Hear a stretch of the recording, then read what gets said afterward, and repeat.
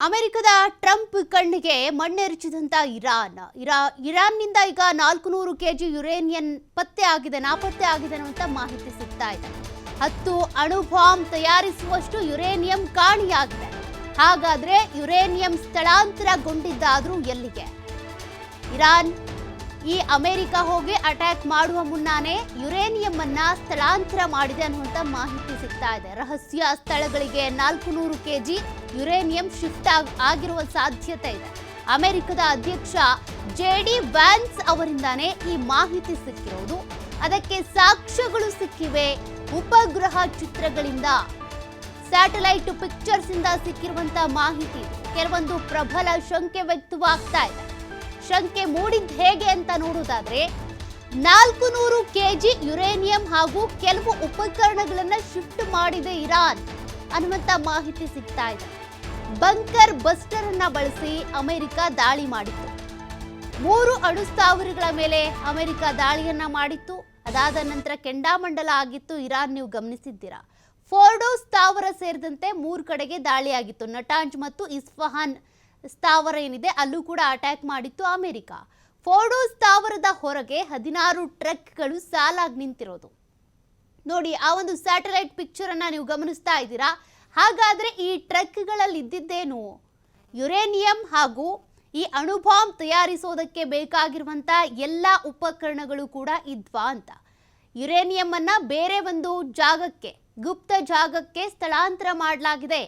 ಆ ಗೌಪ್ಯ ಸ್ಥಳದಲ್ಲಿ ಯುರೇನಿಯಂ ಸಂಗ್ರಹ ಆಗಿದೆ ಅನ್ನುವಂಥ ಡೀಟೇಲ್ಸ್ ಗೊತ್ತಾಗ್ತಾ ಇದೆ. ಅಲ್ಲಿಗೆ ಅಮೆರಿಕ ಈ 3 ಅಣು ಸ್ಥಾವರಗಳ ಮೇಲೆ ಅಟ್ಯಾಕ್ ಮಾಡಿದ್ರು ಕೂಡ ಅದು ಪ್ರಯೋಜನ ಇಲ್ಲ. ಅಟ್ಯಾಕ್ ಮಾಡಿದೆ ನಿಜ, ಅಲ್ಲಿ ಯುರೇನಿಯಂ ನಾಶ ಆಗಿಲ್ಲ. ಅಣು ಬಾಂಬ್ ತಯಾರಿಸೋದಕ್ಕೆ ಅಂತ ಏನೇನು ಸಂಗ್ರಹ ಮಾಡಿಟ್ಕೊಂಡಿದ್ರು ಅದ್ಯಾವುದು ಕೂಡ ಧ್ವಂಸ ಆಗಿಲ್ಲ ಅನ್ನುವಂಥ ಅನುಮಾನಗಳು ಹುಟ್ಕೊಂಡಿವೆ. ಉಪಗ್ರಹ ಚಿತ್ರಗಳಿಂದ ಟ್ರಕ್ನ ಸಾಲು ಪತ್ತೆ ಆಗಿದೆ. ಆ ಒಂದು ಫೋಟೋವನ್ನು ನೀವು ಗಮನಿಸ್ತಾ ಇದ್ದೀರಾ. ಮಾರ್ಕಿಂಗ್ ನಲ್ಲಿ ಸಾಲು ಸಾಲಾಗಿ ನಿಂತಿರುವಂತ ಟ್ರಕ್ಗಳನ್ನು ಗಮನಿಸಬಹುದು. ದಾಳಿಯಲ್ಲಿ 3 ಟ್ರಕ್ಗಳಿಗೆ ಡ್ಯಾಮೇಜ್ ಆಗಿದೆ. ಹಾಗಾದ್ರೆ ಇನ್ನು 13 ಟ್ರಕ್ ಎಲ್ಲಿ ಹೋದ್ವು? ಮತ್ತೊಂದು ಭೂಗತ ಸ್ಥಾವರಕ್ಕೆ ಸ್ಥಳಾಂತರ ಆಗಿರಬಹುದು ಅಂತ. ಅಲ್ಲಿ ನಿಂತಿದ್ದು 13 ಟ್ರಕ್ಗಳು.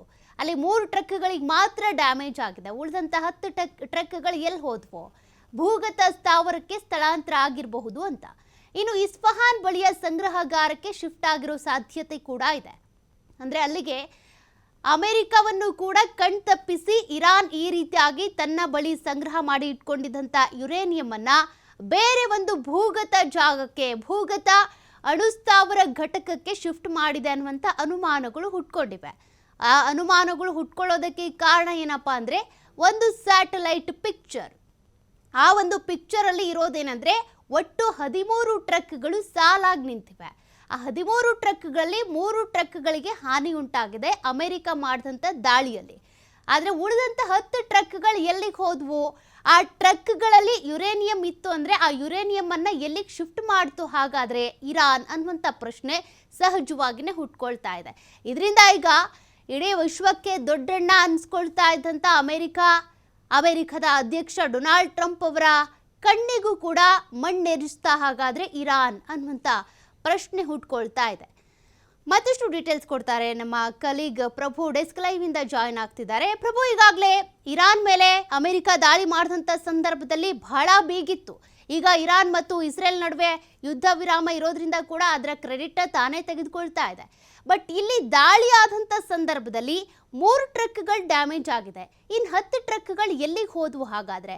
ಯುರೇನಿಯಂ ಹಾಗಾದ್ರೆ ಸೇಫ್ ಆಗಿದೆಯಾ ಇರಾನ್ ಸಂಗ್ರಹ ಮಾಡಿಟ್ಟಂಥದ್ದು?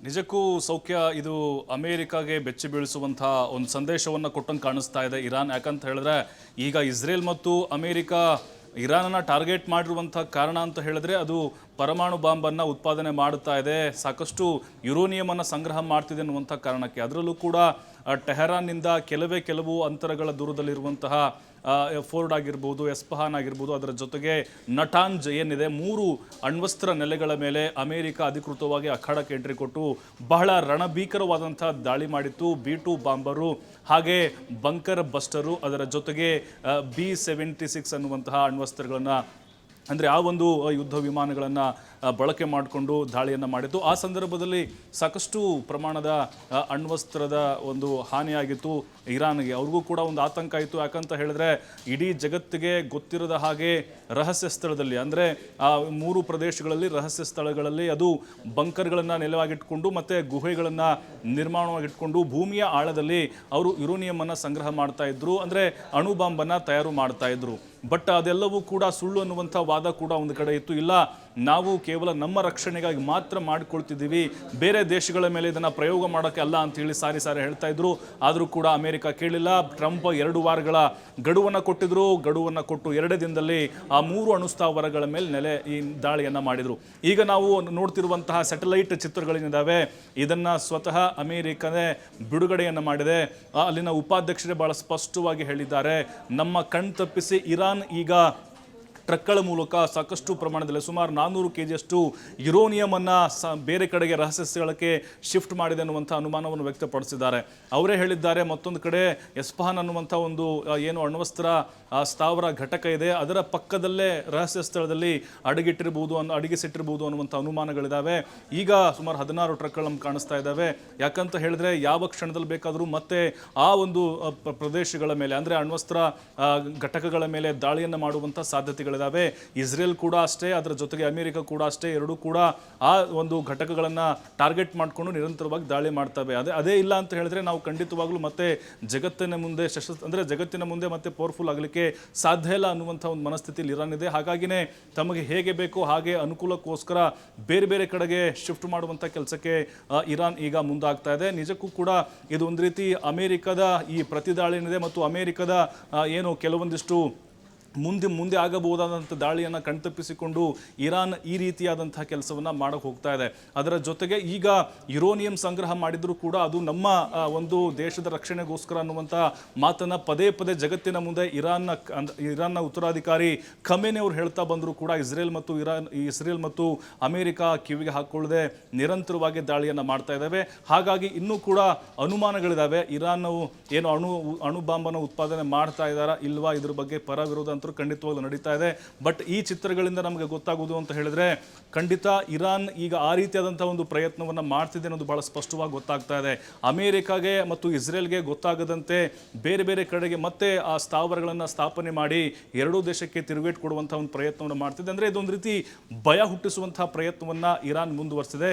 ಆದರೂ ಕೂಡ ಅಮೆರಿಕದ ಬಳಿ ಇರುವಂತಹ B2 ಬಾಂಬರ್ ಆಗಿರ್ಬೋದು, ಬಂಕರ್ ಬಸ್ಟರ್ ಆಗಿರ್ಬೋದು, ಮತ್ತೆ BU-7 ಏನಿದೆ ಅವರ ಅತ್ಯಾಧುನಿಕವಾದಂತಹ ಶಸ್ತ್ರಾಸ್ತ್ರಗಳು ಭೂಮಿಯ ಆಳಕ್ಕೆ ಸುಮಾರು 500ರಿಂದ 600 ಅಡಿ ಆಳಕ್ಕೆ ಹೋಗಿ ಹೊಡೆಯಬಲ್ಲಂತಹ ಸಾಮರ್ಥ್ಯವನ್ನು ಹೊಂದಿದ್ದಾವೆ. ಹಾಗಾಗಿ ಹೇಳೋಕ್ಕಾಗೋದಿಲ್ಲ, ಅಮೆರಿಕ ಮತ್ತೊಮ್ಮೆ ದಾಳಿ ಮಾಡಿದ್ರೆ ಅದನ್ನು ಕೂಡ ಪತ್ತೆ ಹಚ್ಚಿ ದಾಳಿ ಮಾಡುವಂತಹ ಸಾಧ್ಯತೆಗಳು ಇಲ್ಲಿ ಹೆಚ್ಚಾಗಿ ಕಂಡು ಬರ್ತಾ ಇದೆ. ಆದರೆ ಈಗ ಇರಾನ್ ತನ್ನೆಲ್ಲ ಬುದ್ಧಿಯನ್ನು ಬಳಸಿ ತಮ್ಮ ಹತ್ರ ಏನೀಗ ಉಳ್ಕೊಂಡಿದ್ದೀವಿ, ಯಾಕಂತ ಹೇಳಿದ್ರೆ ಮೊನ್ನೆ ನಾವು ಆ ದಾಳಿಯ ಸಂದರ್ಭದಲ್ಲಿ ಕೆಲವೊಂದಿಷ್ಟು ಸ್ಯಾಟಲೈಟ್ ಫೋಟೋಗಳನ್ನು ನೋಡಿದಾಗ ಬಹಳಷ್ಟು ಡ್ಯಾಮೇಜ್ ಆಗಿತ್ತು. ಈ ನಟಾಂಜ್ ಏನಿದೆ ಆ ಅಣುಸ್ಥಾವರ ಮತ್ತು ಫೋರ್ಡೋ ಅಣುಸ್ಥಾವರ ಏನಿದೆ ಕಂಪ್ಲೀಟ್ ಆಗಿ ಧೂಳಿಪಟಾಗಿ ಹೋಗಿದ್ವು. ಇರೋ ಬರೋದನ್ನು ಉಳಿಸ್ಕೊಳ್ಳುವಂಥ ಒಂದು ಪ್ರಯತ್ನಕ್ಕೆ ಇರಾನ್ ಈಗ ಮುಂದಾಗಿದೆ. ಹಾಗಾಗಿ ಟ್ರಕ್ಗಳ ಮೂಲಕ ಬೇರೆ ಕಡೆ ಸ್ಥಳಾಂತರ ಮಾಡಿದ್ದಾರೆ ಅನ್ನೋದಕ್ಕೆ ಈಗ ಅಮೆರಿಕವೇ ಸಾಕ್ಷಿಗಳನ್ನು ಕೊಟ್ಟಾಗ ಕಾಣಿಸ್ತಾ ಇದೆ. ಸೌಖ್ಯ. ಓಕೆ, ಥ್ಯಾಂಕ್ ಯು ಪ್ರಭು ಮಾಹಿತಿಗೆ.